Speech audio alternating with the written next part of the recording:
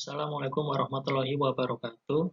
Kami dari kelompok 5 akan mempresentasikan hasil tugas kelompok untuk mata kuliah termodinamika.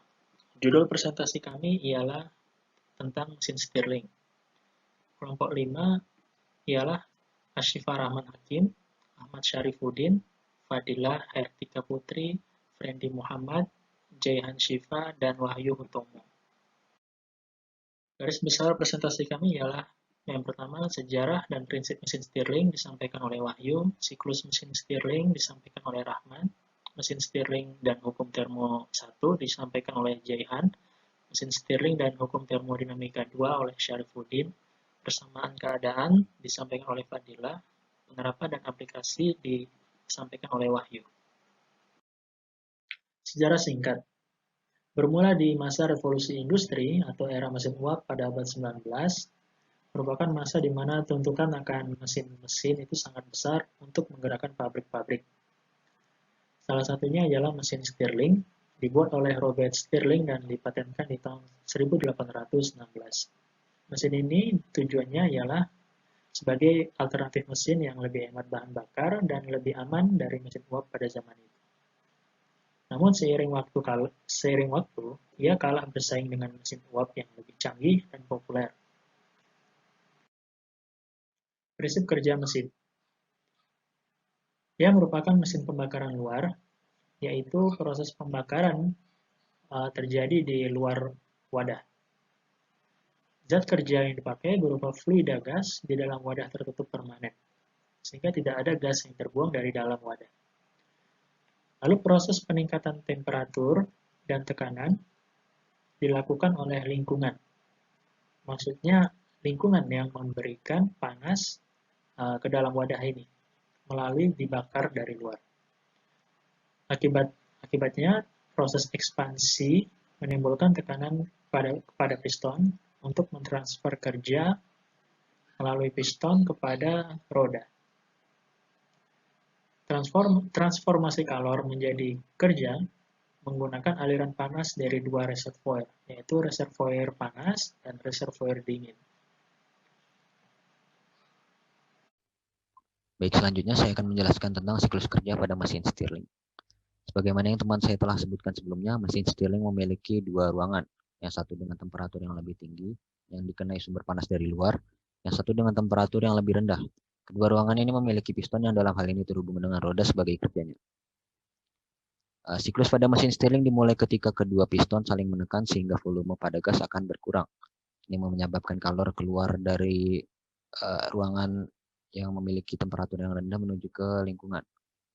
Ini digambarkan pada perubahan kondisi pertama menuju ke kondisi kedua, yaitu kompresi isotermal dan kalor akan keluar. Ketika volume minimum, gas akan berpindah dari temperatur yang lebih rendah menuju ke temperatur yang lebih tinggi. Ini ditunjukkan pada perubahan warna pada animasi. Ini digambarkan pada perubahan dari kondisi kedua menuju ke kondisi ketiga. Volume yang minimum akan menyebabkan tekanan akan bertambah. Seiring dengan mengendurnya kedua piston, volume pada gas akan bertambah. Ini menunjukkan digambarkan oleh perubahan dari kondisi ketiga menuju ke kondisi keempat, yaitu ekspansi isotermal. Dan kalor akan masuk dari sumber panas dari luar. Ketika volume maksimum, gas akan berpindah dari temperatur yang tinggi menuju ke temperatur yang lebih rendah. Ditunjukkan pada pergeseran warna pada animasi. Ini menunjukkan perubahan dari kondisi keempat menuju ke kondisi pertama, yaitu perubahan secara isokorik. Volume yang besar akan menyebabkan tekanan yang lebih rendah. Selanjutnya, siklus akan kembali ketika kedua piston saling menekan kembali. Secara ringkas, siklus pada mesin Stirling dapat digambarkan pada plot grafik, yaitu di mana kondisi pertama menuju ke kondisi kedua adalah kompresi isotermal, kondisi kedua menuju ke kondisi ketiga adalah isokorik, kondisi ketiga keempat adalah ekspansi isotermal, kondisi keempat kembali ke kondisi pertama adalah isokorik. Baik, sekarang saya akan menjelaskan tentang mesin Stirling dan hukum 1 termodinamika. Hukum 1 termodinamika menyatakan bahwa energi tidak dapat diciptakan ataupun dimusnahkan, namun hanya dapat diubah bentuknya saja. Dalam hukum pertama termodinamika dijelaskan bahwa perubahan energi dalam atau U akan sama dengan kalor yang diterima oleh sistem dikurangi dengan kerja yang dilakukan oleh sistem dan dapat dinyatakan dengan persamaan U sama dengan Q dikurang W. Nah, pada mesin Stirling ini terjadi beberapa proses yang melibatkan hukum satu termodinamika, seperti isotermal dan juga isohorik.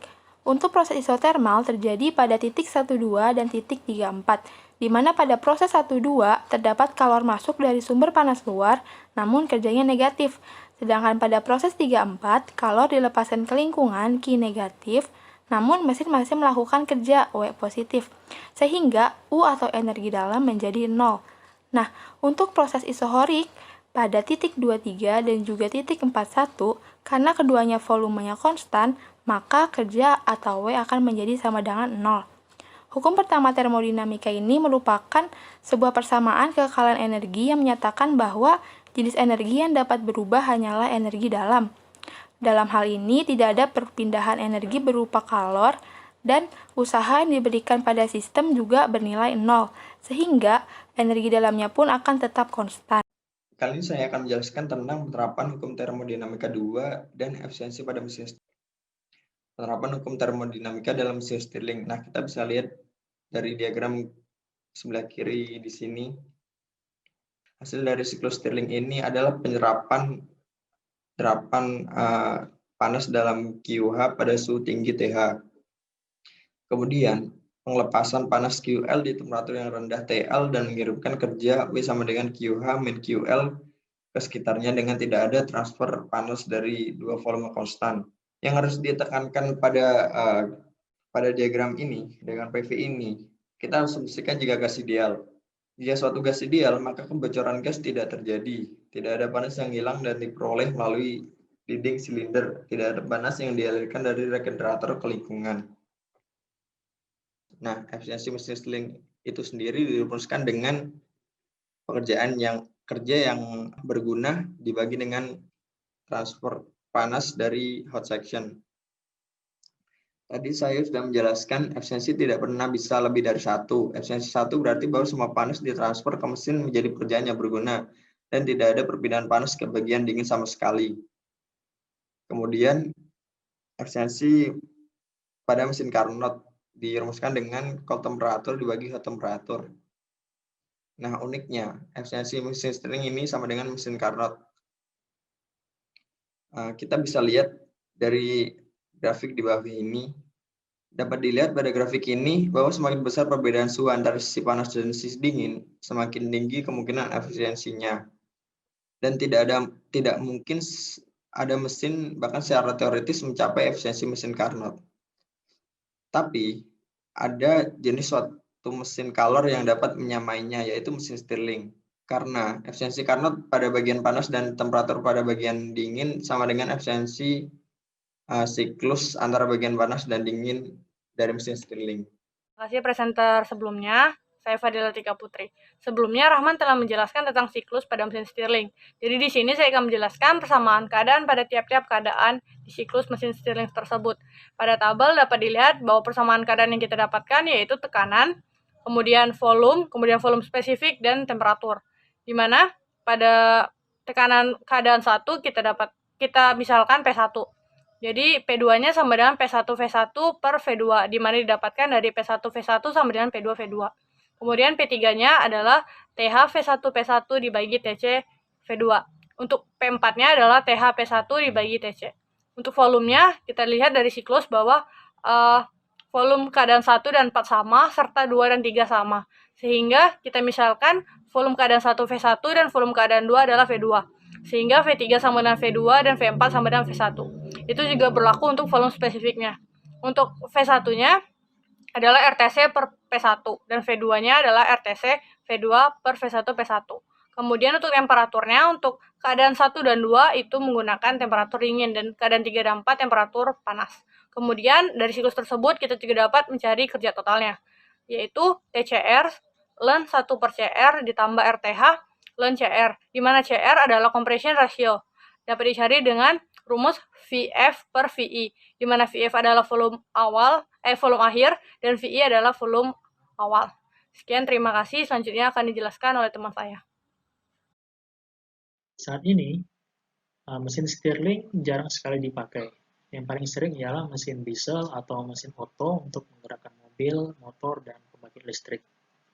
Pemakaian mesin Stirling sangat terbatas untuk saat ini, contohnya sebagai pembangkit listrik solar Stirling engine.